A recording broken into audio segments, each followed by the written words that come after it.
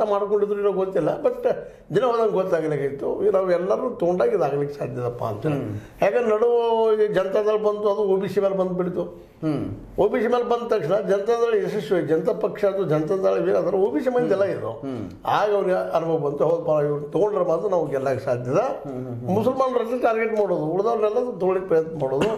Muslims ಬೇರೆ ಅಲ್ಲ, ಅನ್ಯ ಧರ್ಮಗಳು ಇಲ್ಲಿ ಇವೆ.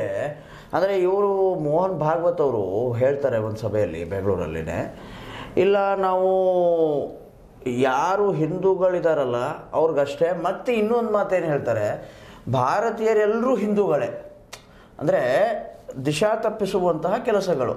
ನೋಡ್ರಿ, ಮೊದಲಿಂದ ಅದು ಮಾಡ್ತಾನೆ ಬಂದಿದ್ದರು. ದಿಶಾ ತಪ್ಪಿಸೋ ಪ್ರಶ್ನೆ ಇಲ್ಲ. ಬುದ್ಧಿವಂತ ವರ್ಗ ಮ್ಯಾಕ್ಸಿಮಮ್ ಇವತ್ತು ಕಾಂಗ್ರೆಸ್ ಇದ್ದಾರೆ. ಸಿಖ್ರು ಬೇಡವಾ?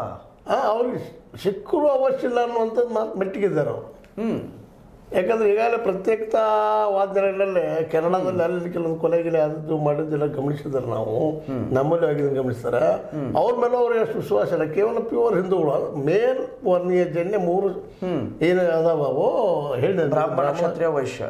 ಅವ್ರಿಗೆ ಎಷ್ಟೇ ಪ್ರಿಫರೆನ್ಸ್. ಅದು ವಯಸ್ಸು ಎದಕ್ಕೆ ಬೇಕಪ್ಪ ಅಂತಂದ್ರೆ ವಯಸ್ಸು ದುಡ್ಡು ಹಾಕಕ್ಕೆ ಮಾಡೋದಕ್ಕೆ. ಯಾಕೆ ಮೇನ್ ಅದೇ ಅರ್ಥ ವ್ಯವಸ್ಥೆಗೆ ಕ್ಷತ್ರಿಯರಾದ್ರೆ ಬಡದಲಾಗಬೇಕಾಗ್ತಾರೆ ಜನ, ಅವರಷ್ಟು ಬೇಕಾಗ್ತದೆ ಇರಲಿ ಅಂತೇಳಿ. ಅದರಲ್ಲೇ ಉಳಿದ ಜೈನರನ್ನು ಬೇಡವಾ ಇವ್ರಿಗೆ? ವೈಶ್ಯ ಆಲ್ಮೋಸ್ಟ್ ಹೌದು, ಜೈನರನೇ.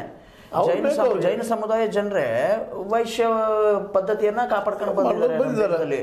ಅವ್ರವ್ರು ಒಂದಾಗೆ ವ್ಯವಸ್ಥೆ ಮಾಡಿಕೊಂಡು ತಮ್ಮ ರಕ್ಷಣೆಗಾಗಿ ಒಂದಿಷ್ಟು ಕ್ಷತ್ರಿಯರನ್ನ ಉಪಯೋಗ ಮಾಡ್ತಾ ಬಂದ. ಅಂದ್ರೆ ಇವ್ರ ಪ್ರಕಾರ ಅಂದ್ರೆ ಮೋಹನ್ ಭಾಗವತ್ ಅವ್ರು ಹೇಳಿರುವಂತ ಒಂದು ಮಾತೇನಪ್ಪ ಅಂತಂದ್ರೆ, ಹಿಂದೂಗಳಿಗಷ್ಟೇಪ RSS ಅನ್ನುವಂತಹ ಮಾತು.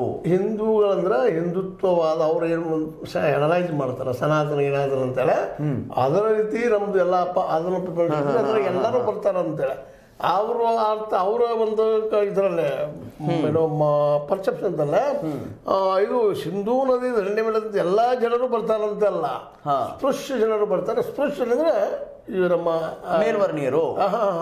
ಮೇಲ್ವರ್ಣೀಯರು ಹೌದು. ಇನ್ನೊಂದು OBCಯಲ್ಲಿ ಒಂದು ಕುರುಗಳು ಬಂದರು, ಅಥವಾ ಉಪ್ಪಾರ ಬಂದರು, ಇನ್ನೊಬ್ರು ಬಂದರು, ಅಥವಾ ಮತ್ತೆ ಅದು ಬೇಡ ಬಂದ್ರು, ಇಂಥವ್ರು ಕೆಲವು ತಗೊಳ್ತಾರ ನಮಗೆ ಅನುಕೂಲ ಆಗುವಂಥದ್ದು. ಅವ್ರನ್ನ ಮುಟ್ಟಿದ್ರೆ ಮೈಲಿಗೆ ಆಗಲ್ಲ ಅಂದ್ರೆ ಸ್ಪೃಶ್ಯ ಹೊರಗಿರುವಂಥದ್ದು. ಓಕೆ ಸರಿ. ಇನ್ನು ಬೇರೆ ಯಾರು ಸೇರ್ಕೊಳ್ಬಾರ್ದ ಅಂದ್ರೆ ಒಂದು ಪ್ರಶ್ನೆಯಲ್ಲಿ ಉದ್ಭವ ಇನ್ನೊಂದು ಏನಾಗುತ್ತೆ ಅಂತಂದ್ರೆ, RSS ಅನ್ನ ಬೇರೆ ಯಾರು ಸೇರ್ಕೊಳ್ಬಾರ್ದಾ?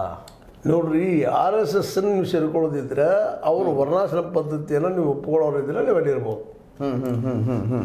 ನೀವು ಜಾತಿ ಪದ್ಧತಿನ ಹೇಳೋದಿಲ್ಲ ಅಷ್ಟೇ, ಅವರು ಅಲ್ಲಿ ಇರ್ತದೆ. ಹೋದಾಗ ಎಲ್ಲರಿಗೂ ಅನುಭವ ಆಗೈತಿ. ನಮ್ಮೊಬ್ಬರ ಅಭಿಪ್ರಾಯ ಇಲ್ಲ, ಇನ್ನೊಬ್ಬರ ಅಭಿಪ್ರಾಯ ಇಲ್ಲ, ಸಾಕಷ್ಟು ಜನ ಅಭಿಪ್ರಾಯ ಇದೆ. ಅದ ಮಾತಾಡೋದು ಪ್ರಿಯಾಂಕ ಅವರು ಅಷ್ಟು ಓಪನ್ ಆಗಿ ಮಾತಾಡ್ತಾರೆ. ಪ್ರಿಯಾಂಕ ಅವರು ಓಕೆ ಸರ್. ಬೇರೆ ಧರ್ಮದವರಿಗೆ ಇನ್ನೊಂದು ಅಂದರೆ ಒಂದು ಪ್ರಶ್ನೆ ಕೇಳ್ತಾ ಇದ್ದೀನಿ. ಅಂದರೆ ಏನಪ್ಪ ಅಂತಂತಂದರೆ, ಬಾಬಾ ಸಾಹೇಬ್ ಅಂಬೇಡ್ಕರ್ ಅವರು ಒಂದು ಮಾತು ಹೇಳ್ತಾರೆ. ಅಂದರೆ ನಮಗೆ ಆ ಮಂದಿರದಲ್ಲಿ ಪ್ರವೇಶವಿಲ್ಲವಂದರೆ ಆ ಮಂದಿರಕ್ಕೆ ನಾವೇನಕ್ಕೆ ಹೋಗ್ಬೇಕು? ಹೌದು, ಸರಿ, ವಿಚಾರ ಅಲ್ವಾ? ಸೊ ಅದೇ ನೆಲೆಗಟ್ಟಿನಲ್ಲಿ